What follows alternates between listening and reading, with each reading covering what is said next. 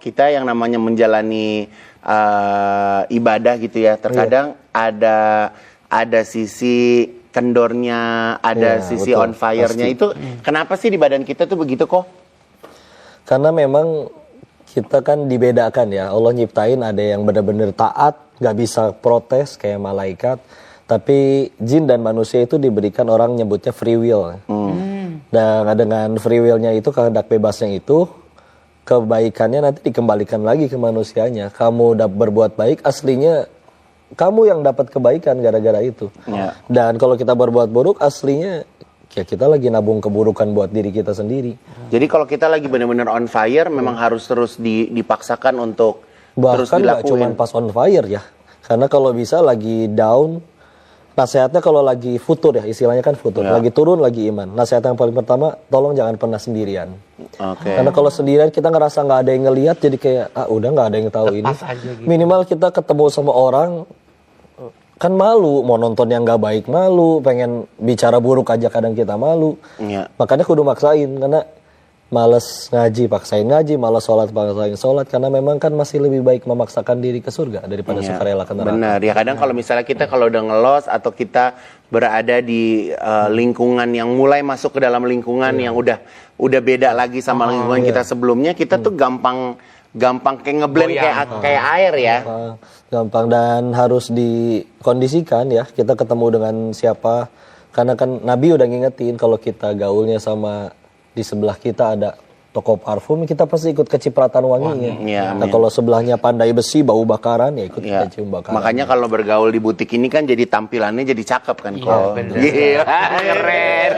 Kok, tapi ini sebelum jalan lagi, ini kita manggilnya enakan nih, kan Ustadz. Ustadz apa Koko? Koko aja. Kalau Koko mah brandingnya bang, panggilannya bukan Ustadz, Koko, ya kan? Oh gitu. Bukan Ustadz, kata orang aja itu masih santri. Masih Itu santri. orang Indonesia banyak yang berbaik sangka. Kok jadi ini maksudnya ini sekarang harga berapa kok? Belum ada sekenannya kok. Belum ada sekenannya. Baru.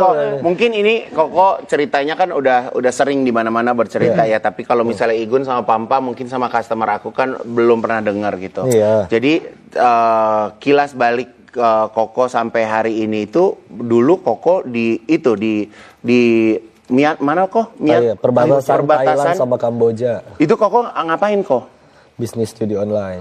Bisnis judi online. Lo kalau kayak gitu maksudnya Koko yang ngejudi apa Koko yang punya tempat orang pada ngejudi? Punya tempat, dan kita nggak cuma tempat, biar pasarnya lebih luas ya di online.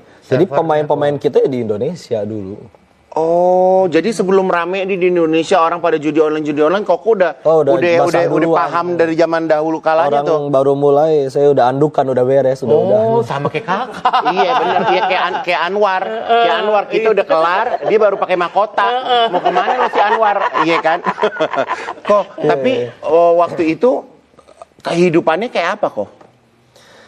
Nah, ini memang kebanyakan di sekeliling Kamboja ya. Itu di sekeliling Kamboja itu, kalau yang tempat Koko perbatasan Thailand sama Kamboja. Provinsi Sakeo, kota Aranya Pratet. Orang nyebutnya Poipet. Itu kayak sebuah tempat yang mungkin cuma segede satu kecamatan.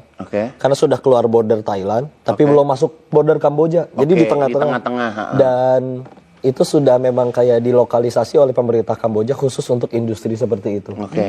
Ya, jadi isinya resort kasino. Pantai, itu pantai? Enggak, ini kan nggak ada pantai, di tengah-tengah daratan semua, Thailand sama Kamboja.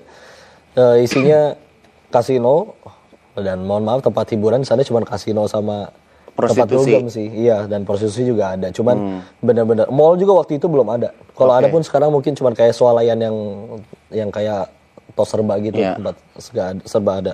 Semua tukang ojeknya jualan narkoba, dan di situ kayak terbagi beberapa kasta, tanpa tertulis dan tanpa terlihat ya. Jadi kayak otomatis orang yang datang buka usaha kayak gituan di sana, memang mereka pasti lebih berduit.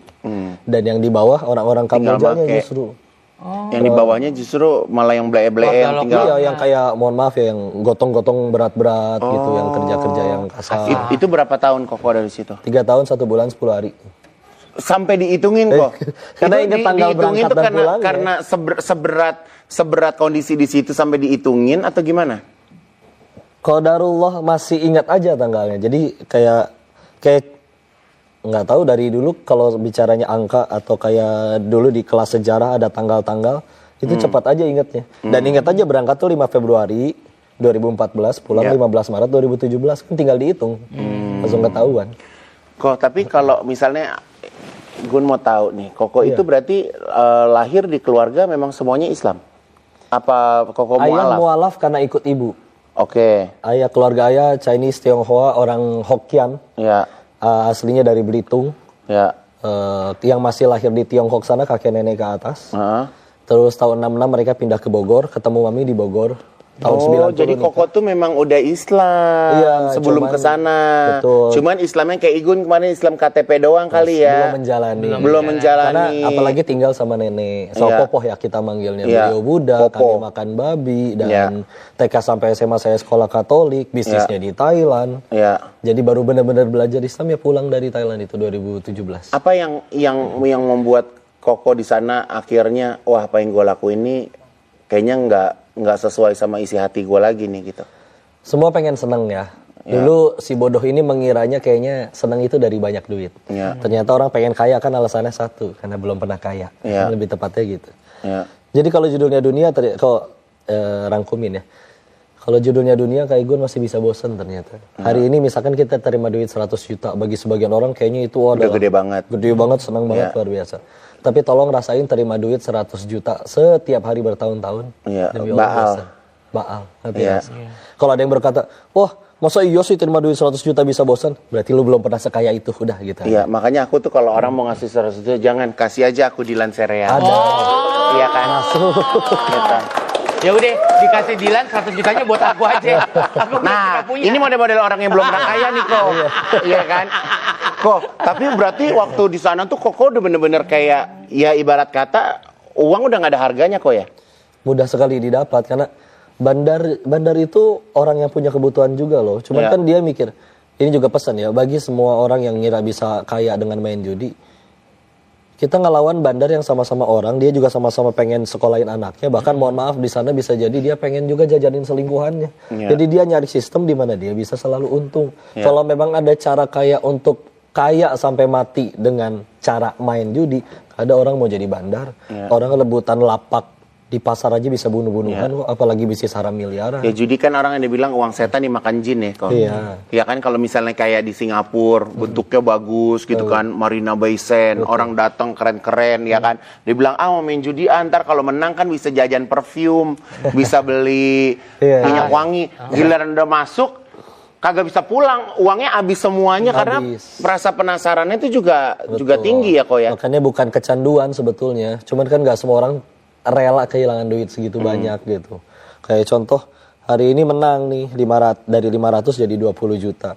Kalau bulan depan dia main lagi kalah, dia ngeles. Bulan lalu masih lebih banyak ininya menangnya. Kalah 500 taruhan 1 juta, kalah 1 juta taruhan 2 juta, kalah 4 juta tinggal taruhan 8 juta. Jadi kan selalu bisa ngebalik kan. Cuman masalahnya kan emang modal orangnya pada nggak terbatas. Kalau emang gaji dia cuma 4 juta gimana? Nah, kan pilihannya apa? Nahan lapar sampai bulan depan. Atau gue maksain nyari duit 8 juta nih. Karena dengan sekali menang duit gue balik. Akhirnya nyolong temennya, akhirnya pinjol, akhirnya nyuri gelang mamanya. Kalau udah nyolong ya udah keulang lagi sih. Ya ini yang terjadi mungkin yang menjadi permasalahan yang di sekitar kita saat ini kok. Jadi sebenarnya apa yang Koko rasain 5 tahun yang lalu, Koko sudah tinggalkan. Sekarang ini bangsa kita ini lagi benar-benar kelilit pinjol. Karena terus terang banyak banget kalau dari sekitar aku juga orang yang misalnya siapa pinjol terus nelponin, ikut marah-marah ke kita, judi online gitu kan. Jadi sebenarnya cara keluar dari situ tuh gimana kok? Selain kita bayar utang ya. Iya. Satu memang harusnya ini sesuatu yang dari awal ya. Karena jangan terlibat lah kayak gitu. Kita punya jangan masalah. Memulai. Iya, kita punya masalah, oke. Cuman masalahnya kan datang atas seizin Allah. Berarti jalan keluarnya juga cuma bisa dari Allah. Dan kalau kita nyari jalan yang nggak sesuai dengan jalan yang Allah suka, pasti nambah banyak masalah. Jadi jangan sentuh sama sekali. Kalau udah kepalang kesentuh, satu sadari dulu. Ini pertolongan. Karena bisa jadi gara-gara kepahitan yang kita undang dosa kita itu jadi penggugur dosa. Karena contoh ya korupsi 10 orang ketangkap 1, dia beruntung. Dari satu jadi kenal Allah, dua di DP penggugur dosa.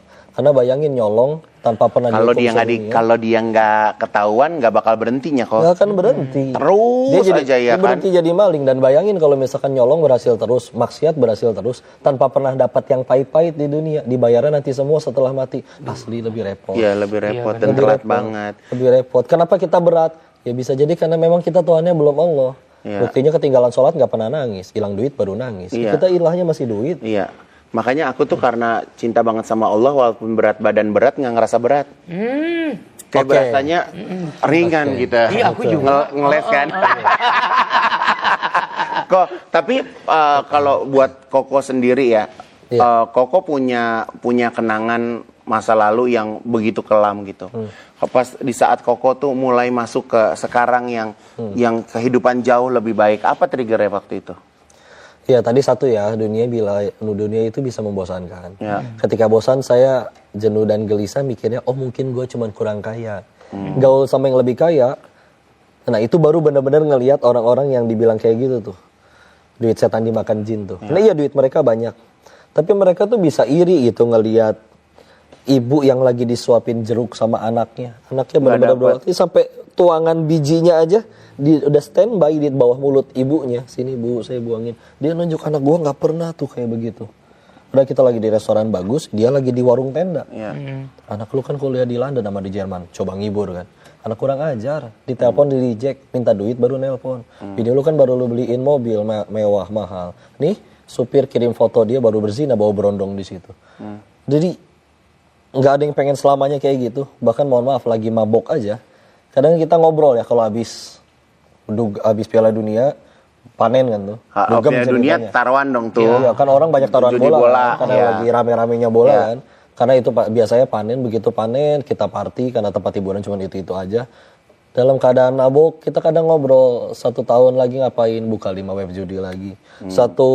Kalau 5 tahun lagi ngapain, mungkin kita udah bikin 1 gedung kasino baru lagi. Tapi kalau udah bicaranya 30-40 tahun ke depan sama kayak Gun jawabannya. Ya begitu-gitu kita aja. pengen di rumah hangat, dikelilingi anak cucu yang berbakti, pada pinter-pinter, lucu-lucu juga olimpiade fisika menang lagi. Jadi kayak indah duit gak ada masalah. Tapi ya kalau dia belum nikah kita suka ngeledek kan. Lu nikah juga belum, nikah lah. Itu nikahin aja perempuan yang pada nggak pakai baju kiri kanan lu. Itu masih mabuk aja. Lu cobain tuh. Masih mabuk aja dia bisa ngomong, lu udah gila bukan? Masa gue jadiin yang kayak gini ibu dari anak-anak gua? Dia segelo-gelonya orang masih. Jadi kayak gitu. Nggak percaya. Pasti ada yang benar-benar puluhan tahun di dunia kayak begitu dan tetap happy ending. Nggak ketemu. Ini mana pendiri kasino ini? Mati HIV AIDS. Ini kenapa? Kemana pendiri kasino ini? Masih di penjara karena dikhianati anak buahnya. Ada nggak yang detik ini juga masih kaya? Ada sih ada, cuman anak-anaknya mati overdosis narkoba semua ya. Jadi pada agak gila. Dunia bisa membosankan. Yang ada di situ nggak pengen selamanya kayak begitu. Dan juga gak ada yang berakhir bahagia, gak ada yang happy ending. Jadi tahu nih, berarti gue harus berhenti. Karena semua orang juga ketika ditanya, tahu harus berhenti. Cuman kan nggak berani kan ninggalin duit sebanyak itu di Indonesia. Itu Koko tinggalin? Mau nggak mau tinggalin. Ingat nggak Koko tinggalin berapa? Pilihannya dua, berhenti sendiri atau Allah paksa buat berhenti. Oke. Tapi kok, punten, ini Koko mulai mendalami si Islamnya ini setelah berhenti. Setelah berhenti 2017 atau 2017 itu. Pas pulang dulu ke Indonesia. Ya, 2017. Itu pun takut kayak gue mau pulang mau ngapain. Berarti lo kabur pulang itu? Enggak, izin karena kan gue pulang kayak lu ngomong gini, gue ketemu keluarga gue ya ala gitu, tapi kok nggak balik lagi? Emang gue mau berhenti bro ke teman-teman yang di sana. Oh kok ngomong? Itu apa sih? Wasya tinggi lah. Sih sama orang. Kerja samanya orang Hong Kong soalnya kan. Jadi sorry aku mau berhenti. Terus dia kaget. Dia mau ngapain? Sih sama orang. Sih sama kurang. Ya Allah. Ya udah berhenti karena. Tapi awalnya takut dulu ya, gue mau ngapain di Indo, ninggalin duit segini banyak, lagi takut sama masalah rezeki. Pulang benar-benar Koko tinggalin semua itu? Masih bawa duit banyak sih, nanti ada ceritanya lagi tapi itu. Ya, tapi ketika takut soal rezeki itu, di kasino, di tempat judi, nonton video, nonton YouTube, belum nyari apa-apa, yang muncul video Agim tau. Oh ya? Iya, ngomongin janin. Janin kan dalam perut ibunya emang bisa apa? Kerja nggak bisa, sholat nggak bisa. Ya. Tapi ibunya makan apapun, makan dilan krim, makan apapun itu semua. ampasnya dibuang, nutrisinya masuk ke plasenta ke bayi sampai dia tumbuh. Pertanyaannya kata AA, itu janin yang nyari rezeki atau rezeki yang datengin janin? Rezeki datengin janin. Terus kamu udah gede, bisa kerja, bisa sujud, bisa minta sama Tuhanmu, segitu ragunya sama Allah. Ditampol itu, berhenti, tutup YouTube-nya, buka browser, pesan tiket, pulang, nyantren ke tempat beliau. Masya Allah. Langsung ketemu AA. Ada jeda 2 tahun, enggak. 2 tahun akhirnya bisa nyantren di tempat beliau. Tapi benar-benar ada beliau kajian di mana dikejar. Naik kereta dari Bogor ke Istiqlal. Ada jadwal-jadwal kan. Belajar ke guru-guru yang lain juga. Sampai akhirnya dibuka tuh ada pesantren kader dakwah. Untuk benar-benar nyantren tinggal di sana. Di pondoknya. Itu kayak keluarga Koko bingung nggak kenapa nih anak gue ini gitu? Bingung juga. Dan tapi izin, waktu izin pasti dukung. Karena mereka tahu ya, nggak mungkin kayak begitu. Dan izin mohon maaf kalau mungkin sebagian kau udah pernah dicerita juga di beberapa tempat. Orang Cina zaman dulu kan nyari duit nggak bisa sekolah kayak sekarang, Kak Igun. Pilihannya antara dagang atau ngaco sekalian. Jadi dulu ini papi masuk di ngaco nih. Jadi papi dulu juga ya mohon maaf, sebelum akhirnya kasino itu pada lari ke online, papi punya kasino fisik di Bogor, punya gedung-gedungnya. Orang datang pada main bakarat. Berarti Koko tuh emang bakatnya dari papi. Bakat lagi disebutnya. Iya kan, maksudnya ada bakatnya kan. Terus Koko ngerasa ini kurang nampol nih sama bapak gue pergilah ke sana. Gitu kan ceritanya. Tapi sekarang udah case close, bro. Udah. Iya kan? Itu masa lalu, biarlah berlalu. Iya benar. Dan ada pembersihannya itu kayaknya. Iya.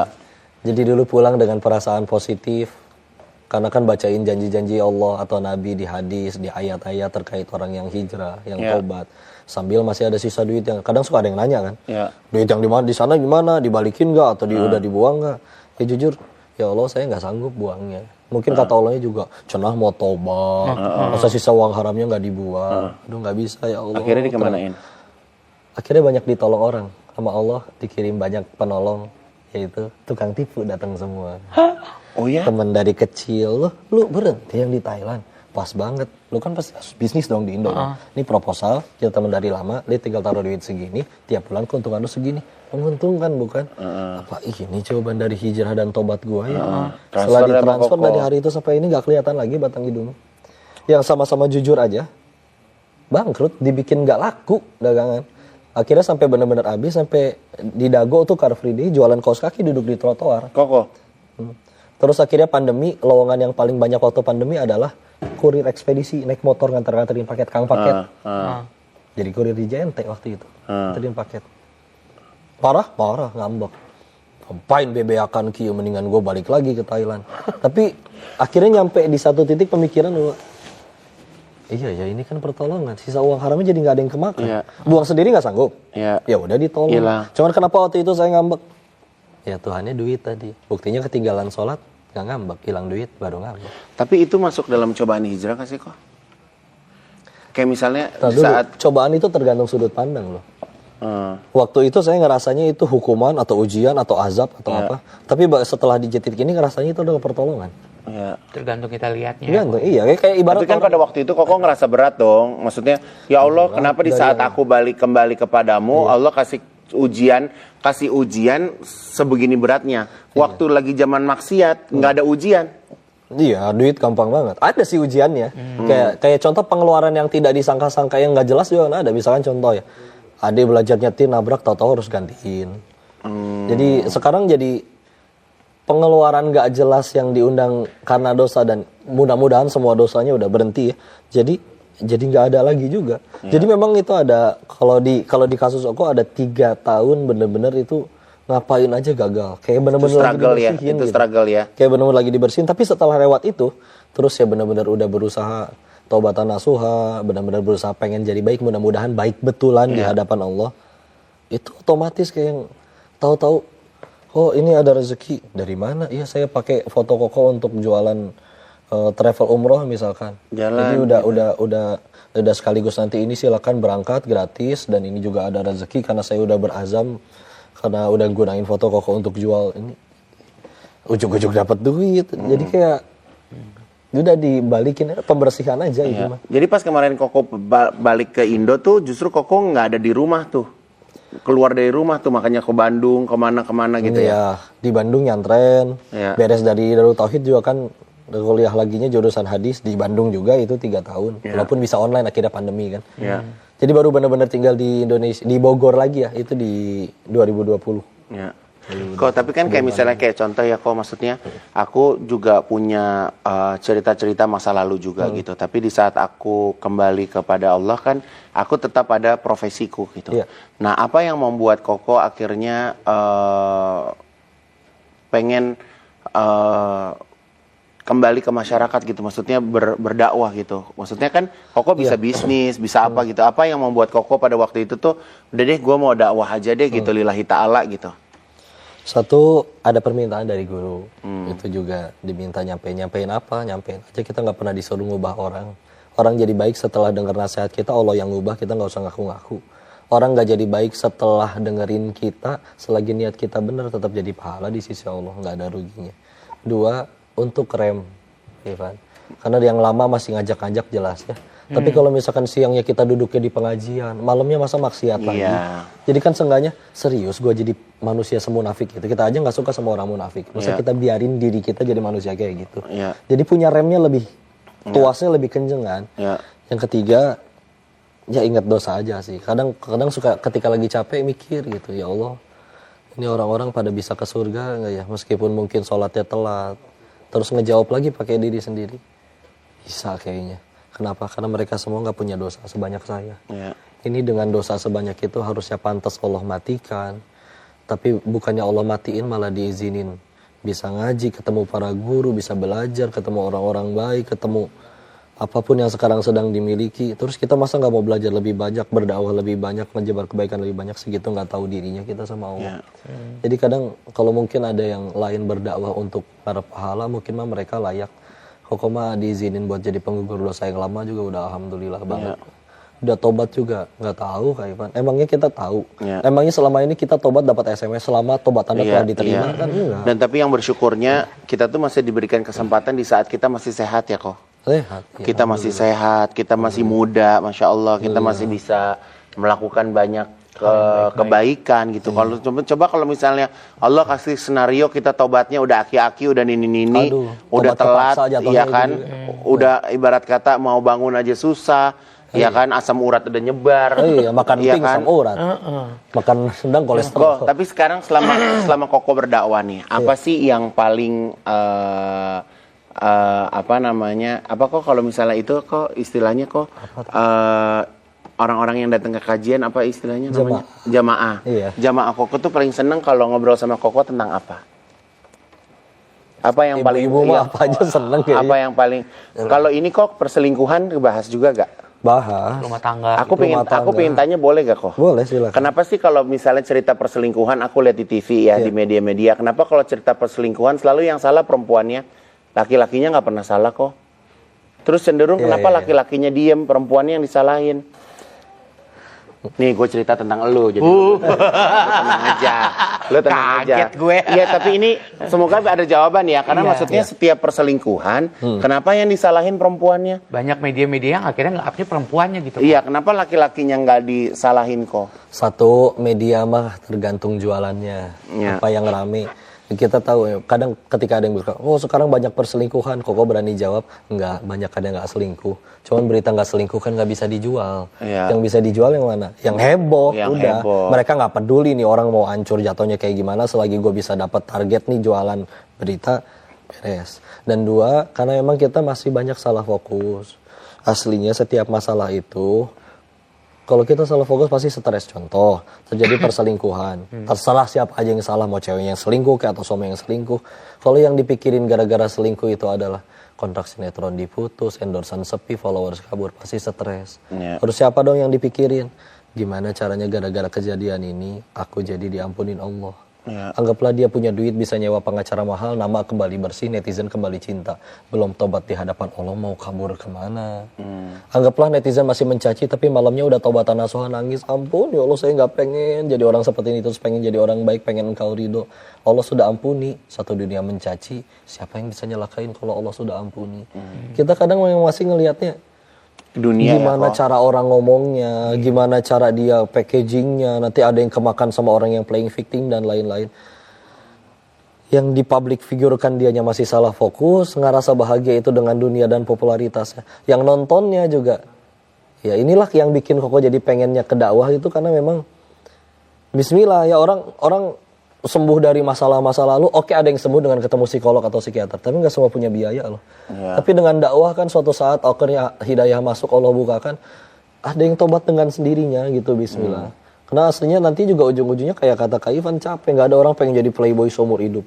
Nanti wanita mudanya udah nggak mau kitanya udah kisut, kan nggak mungkin kan. Jadi pilihannya antara berhenti sekarang atau Allah paksa berhenti. Jadi, tapi itu kalau misalnya perselingkuhan itu apa karena pria itu boleh menikah lebih dari 3 gitu? Itu jadi cowoknya diem aja gitu, ya nggak apa-apa gitu kan, gue cowok. Itu juga mesti dilurusin ya Kak Ivan ya. Ya. Aslinya ayat poligami itu turun untuk tujuan membatasi. Ya. Karena di zaman itu ya nikah bisa lebih dari, ada yang belasan di sini di zaman. Justru itu buat membatasi kok. Iya. Buat ngerem gitu buat ibaratnya. Ngerem. Karena kayak contoh di riwayat Imam At-Tirmizi ada sahabat masuk Islam. Terus dia dalam keadaan istrinya 10. Oleh Nabi disuruh ceraiin 6. Gitu. Kebanyakan. Dan jangan lupakan dong, kita udah lihat ya, bahkan kumpulkan semua kitab suci, hanya Al-Quran lah yang menuliskan nikahilah 1 saja. Memang ayatnya, An-Nisa ayat 3 tulisannya nikahilah 2, 3, 4. Ya. Tapi jika engkau tidak sanggup berlaku adil, maka nikahilah 1 saja. Terus jangan lupa ada ayat 129-nya. Ya. Dan sungguh jika engkau ingin berperilaku adil, engkau tidak akan sanggup meskipun engkau pengen. Ya. Ada penegasan. Makanya kadang ya kita bicara sunnah tuh jangan, ini nih para orang-orang berkedok agama ini memang kudu di ini. Punten ya. Ini nikah sunnah. Tak dulu bahwa sunnah Nabi itu banyak. Ya. Tahajudnya sampai kakinya bengkak, duhanya kayak gimana. Lu sholat aja bolong-bolong, apalagi yang sunnah. Terus giliran nikah pengen nambah terus. Sunnah yang mana yang pengen lu ikutin. Ya. Sedangkan satu ayat ada lanjutannya. Ada lanjutannya gitu ya, Ko ya? Satu ayat aja, yang pendek aja, itu tafsirnya bisa berlembar-lembar. Ya. Terus kita ambil seenaknya, sepotong-potongnya. Ya. Nggak bisa agama pakai hawa nafsu. Ya. Agama harus jadi tuntutan, jadi tuntunan. Aku soalnya sering pernah dengar juga kayak misalnya ada orang menikah. Ya kalau aku sih kalau nikah sih nggak cinta, Kak Igun. Ya karena Allah aja gitu. Jadi menambah istri itu bukannya pakai cinta, merayakan kebahagiaan dengan istri itu tanpa cinta, tapi ya karena Allah aja gitu. Jadi kayak itu gimana tuh kok? Gini ya, nah cinta itu boleh loh, dan kita kan manusia gitu ya. Dan tapi masalahnya kalau kita cintanya nggak karena Allah itu nggak langgeng. Kayak contoh cintanya karena duitnya habis terus udahan gitu. Cintanya karena jabatannya, belum 5 tahun udah ketangkap KPK berarti udahan gitu. Tapi kalau cintanya karena Allah, kalau cintanya karena Allah kan akhirnya jadi betul kan. Akhirnya mau dia baik, mau dia buruk, kebaikannya jadi pahala bagiku, kekurangannya menjadi penggugur dosa bagiku. Maka apapun yang terjadi denganmu, wahai istriku, maka kamu cuma mendekatkan aku ke surganya Allah. Itu harusnya jadi seperti itu. Nah kalau dia berkata, aku cintanya karena Allah, yakin, bisa buktiin. Masalahnya, ya dia nanti akan membuktikan omongannya sendiri. Nah ketika akhirnya bicaranya karena Allah, masalahnya Nabi juga udah ngingetin bahwa kamu memilih wanita itu dari 4 hal. 1, boleh lihat dari hartanya, tapi ini yang kriteria paling bawah.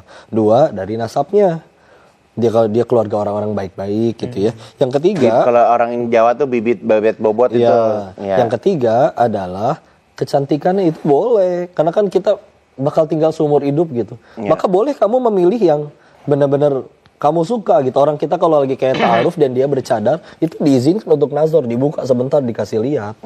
Dan yang terakhir, dan ini yang paling penting kata Nabi, dari agamanya, diniha agamanya, dan ini jauh lebih penting daripada yang 3 hal tadi.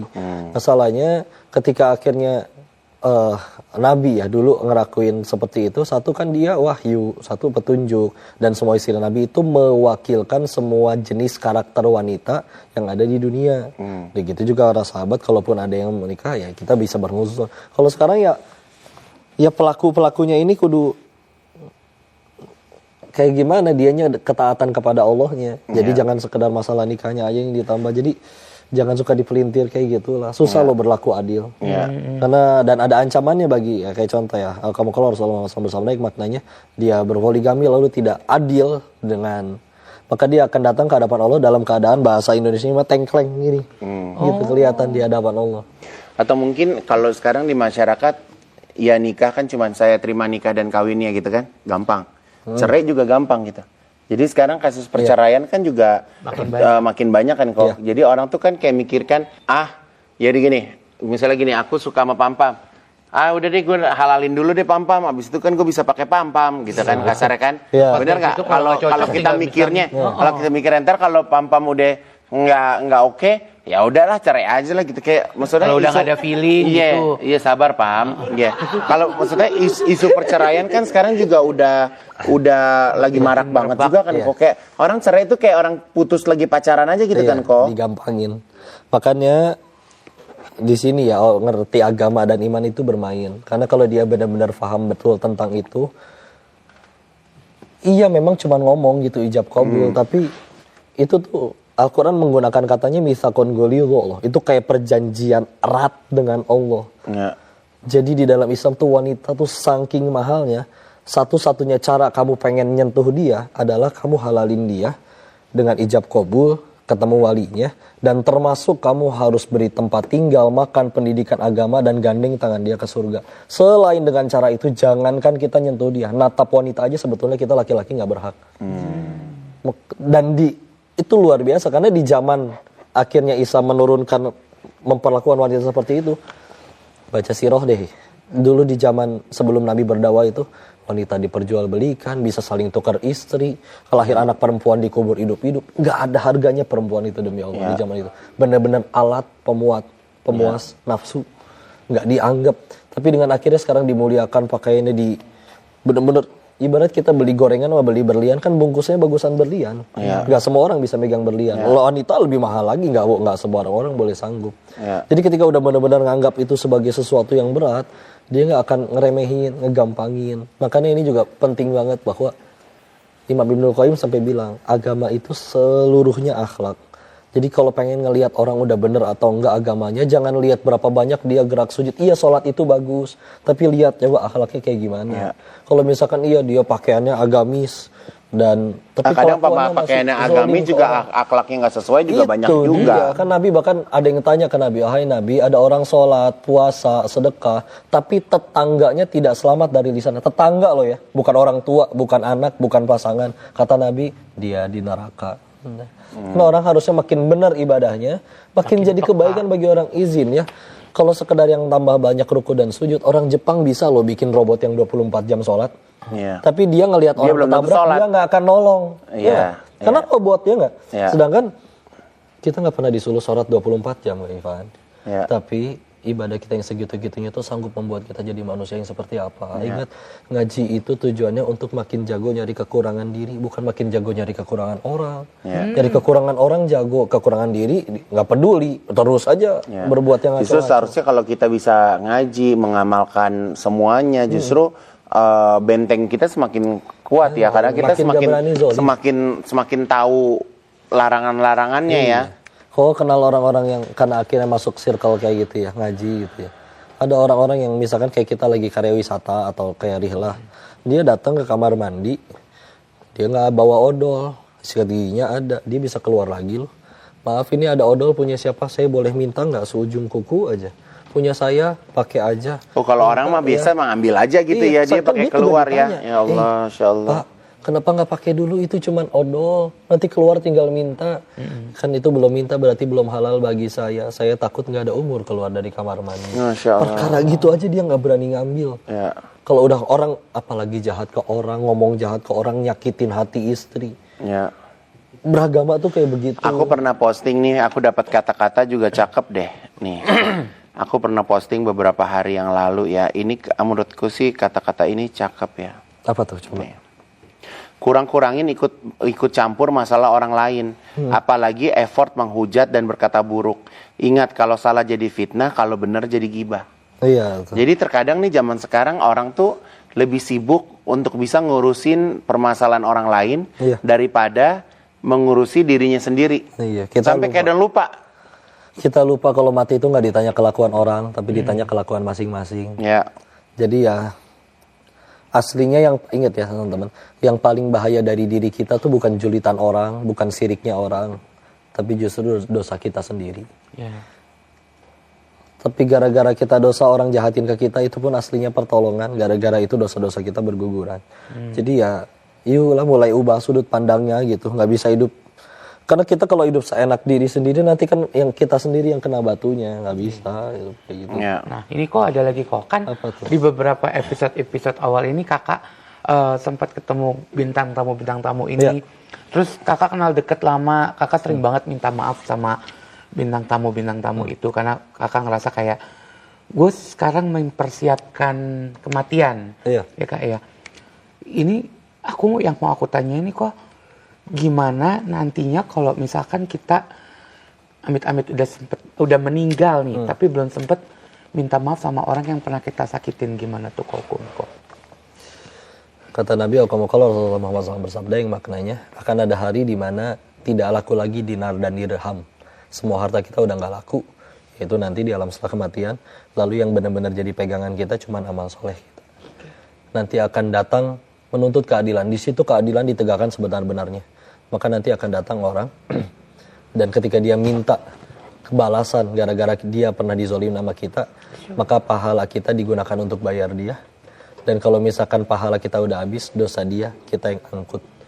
Maka bayangin kalau misalkan baru satu orang aja udah bikin kita bangkrut, muflis kata Nabi, nengok di belakang ternyata antriannya masih sekian banyak. Kadang-kadang kalau kepikiran, ya Allah kalau ada yang mohon maaf diamanahi kepemimpinan ngurus jutaan rakyat Indonesia, terus dengan sengaja zolim hanya untuk perutnya, itu gimana dia tanggung jawabnya. Makanya dengan aslinya mikir kayak gini aja, itu udah hati yang masih hidup, kita berbuat baik. Apapun yang bisa kita lakukan, kalau orangnya masih ada, inilah dia ya. Imam Nawawi itu ngingetin, kita dosa sama Allah tuh,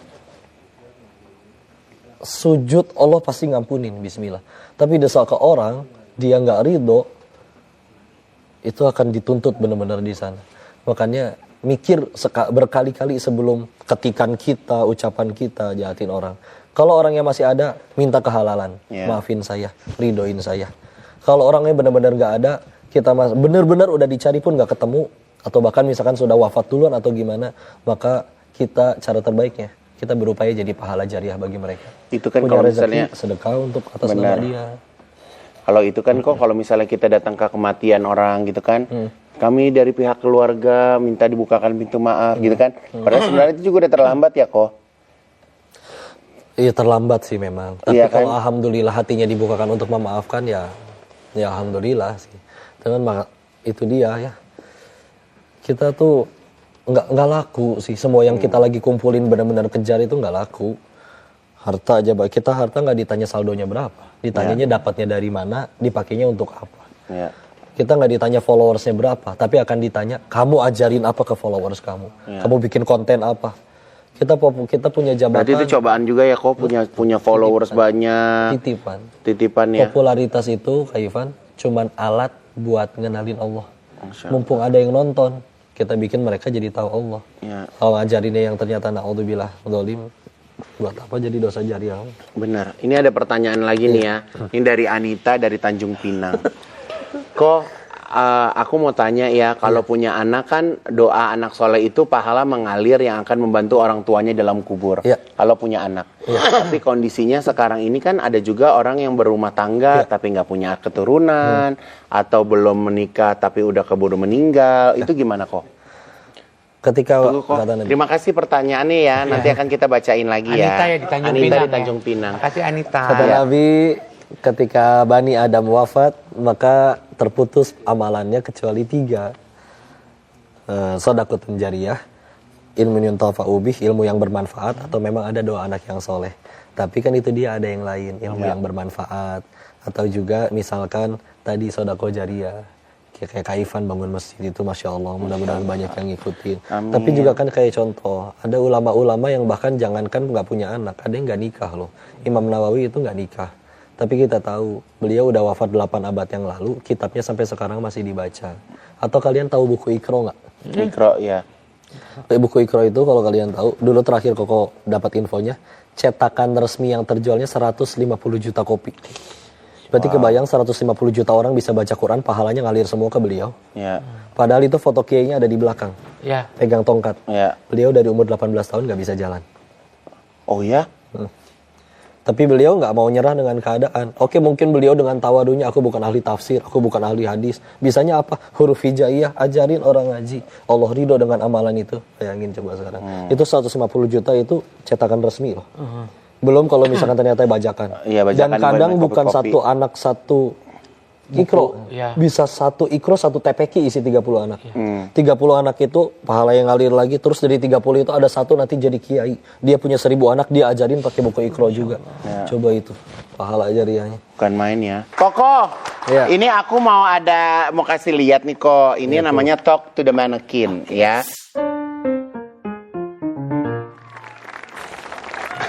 Udah siap kok? Udah siap ya? Iya. Udah siap ya? Iya. Ini dari layu. Iya sah kok. Itu koko yang lama itu ya Allah. Ini koko yang lama, ini umur berapa masih kok? pirang pula. Ini umur berapa kok? Ini kayaknya itu masih ada amah ya, itu popoh itu di sebelah. Ini masih koko ke Thailand itu umur 22, 23. Oke. Iya, dan kau mulai pirang itu di 21, 22. Ya ini menjelang Persiapan. Jadi jadi ceritanya Koko tuh waktu berangkat itu dari abis lulus SMA. Enggak, udah lulus. Udah lulus ya. Lulus kuliah. Nah, ini masih lagi di Bogor nih keren banget nih kok rambut gini dulu kok. Pada zamannya itu. Pada zamannya gila banget ya kok. Waktu itu ada dramanya Lee Min Ho, City Hunter. City Hunter. Oh, ya Allah. Mungkin juga. Si Mami yang nonton.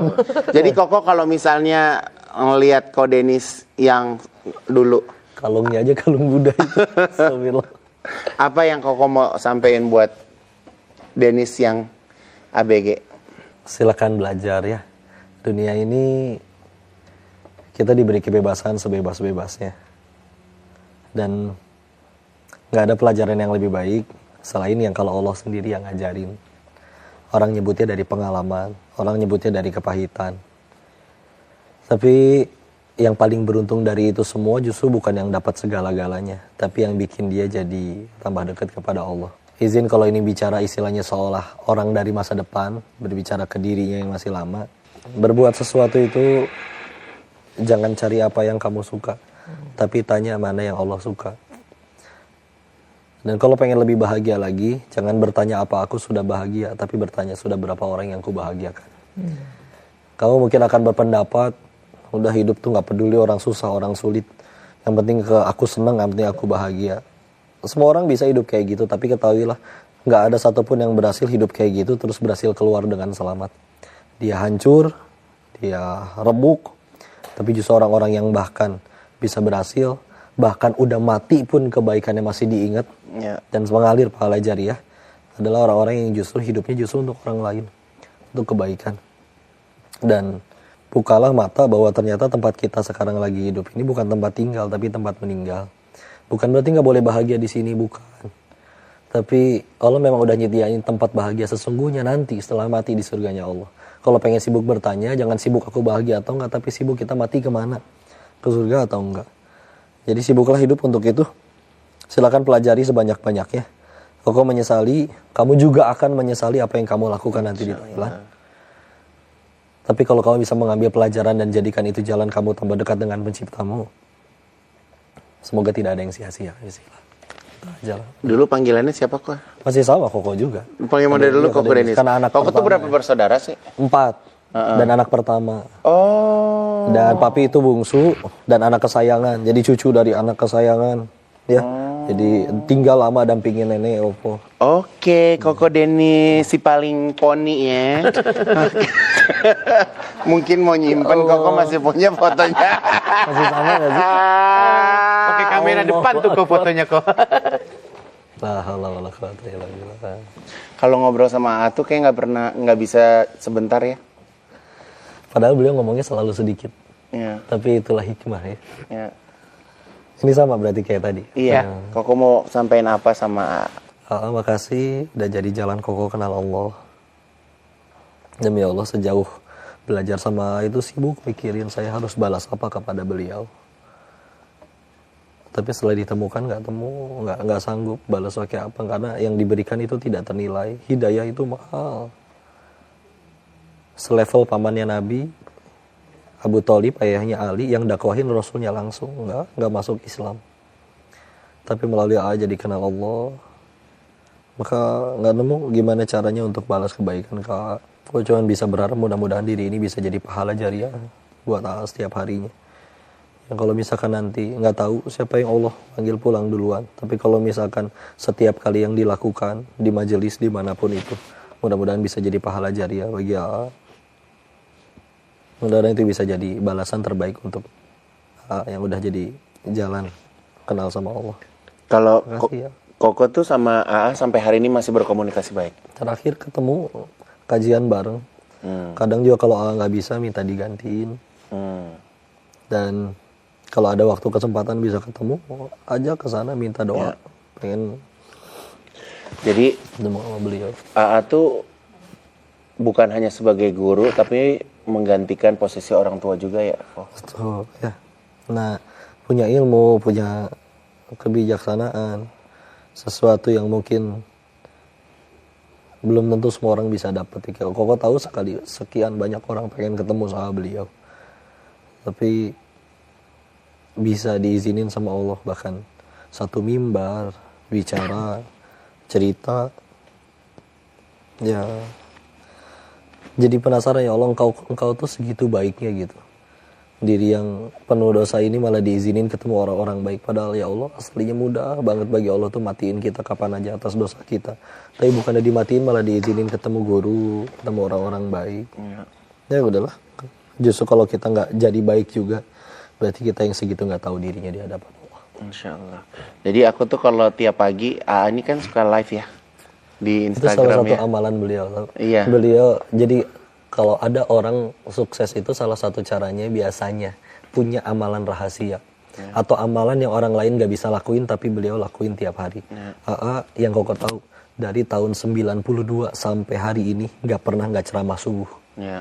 Kecuali kalau lagi sakit atau gimana. Jadi waktu kemarin di Jepang aku ketemu sama waktu Masjid Yokohama gitu. Jadi cerita juga bahwa di titiknya saat ini juga pernah dibuat sama Allah sampai jatuh babak belur sampai ke yang orang nggak bisa bayangin lah, sampai mau keluar rumah juga kayak nggak berani gitu, tapi Allah mengembalikan kepercayaan lagi sampai hari ini. Jadi pas cerita tuh kayak benar-benar aku tuh ngelihat orang yang segitunya dikagumi sama orang lain aja bisa menceritakan tentang dirinya di hadapan kita gitu. Jadi kita kayak langsung kayak kena gitu loh. Jadi kayak misalnya kayak memang kalau Allah udah kasih ujian buat kita tuh pasti habis dari ujian ada nilainya. Sama seperti kita sekolah ya. Habis ada ujian pasti ada nilai akhirnya. Kita bisa melewati ujian itu atau enggak gitu.